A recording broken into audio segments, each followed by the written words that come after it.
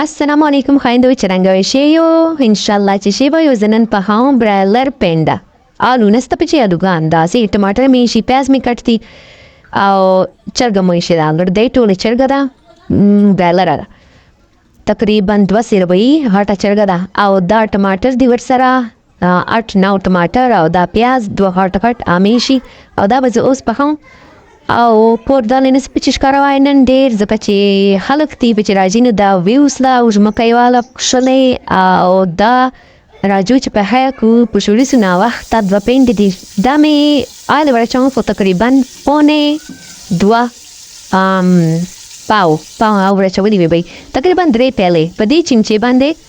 به څلور چمچې دا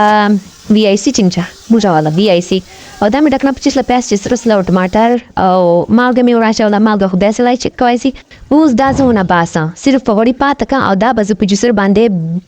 ګرینډ کړم میکس کړم اوس پښتو چې بچه ورته او دا مې چرګه ور واچوله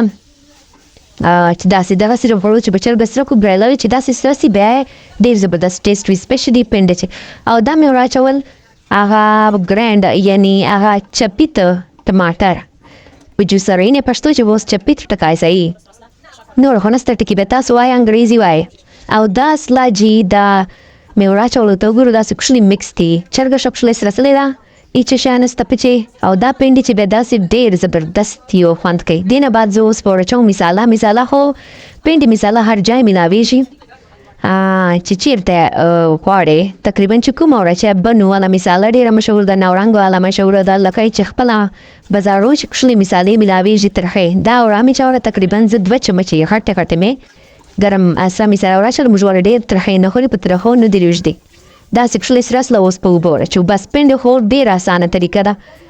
دا اوبه مې وراچولې په دور انداز چې ته چوره پینډه به جوړوې یا خو به خپله یې تقریبا د غټ جمو باندې 1 کیلو جمو باندې 2 کیلو ما اوبه ور واچولې بس ټیک ته 2 جمه 2 پینډې به نو یو جمع ډېر د پینډې او دا ګورو دا مې ډکنه په چیشله چې وخوټېږي اوس دڼیا او مرچ پاچوم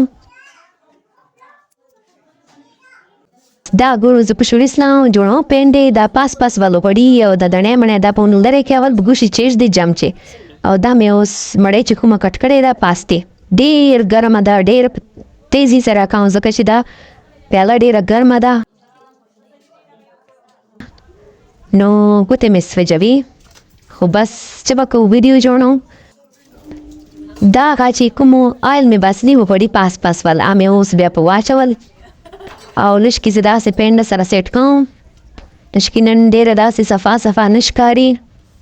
بله مې هم سیټ کړه ګرم ده ډېر ځکه او ایسې ویډیو موبایل ده او ایسې لاس نه پچې روانوم نو هر طرف ته مې خیال ده اوکې دا وګورو فاینل لوک چې صفا ستل مزدار څه او دسترخوان باندې څه سبسکرایب کې الله حافظ